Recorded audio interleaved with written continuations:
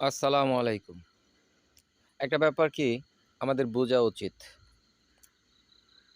আমরা কিন্তু কোনো একটা আসনের এমপি কি বলল, ওইটা নিয়ে অত মাতামাতি করার সুযোগ নাই।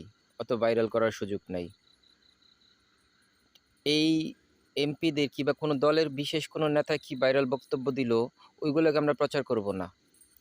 আমাদের উদ্দেশ্য থাকবে একটাই, আমরা একটা জায়গায় শুধু লক্ষ্য রাখবো যে মন্ত্রিপরিষদ কি করে? যারা মন্ত্রী হইছেন তাদের জায়গায় কি, কি দায়িত্বে আছে এবং কি, কি তারা পালন করতেছে, আমরা এই ব্যাপারগুলো লক্ষ্য রাখতে হইবে। আমাদের এখন কাজই হইল মূলত এইটা। আমরা অত রাজনীতি বুঝি না।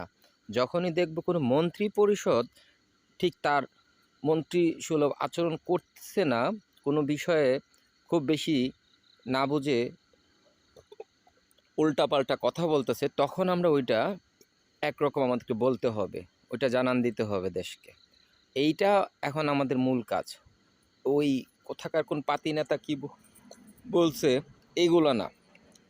আগামী 6 মাস আমাদের মন্ত্রিপরিষদ কে কোথায় কি বলে এবং প্রধানমন্ত্রী এই ব্যাপারগুলো কিভাবে দেখে, ওই পর্যন্ত আমাদেরকে যেতে হবে।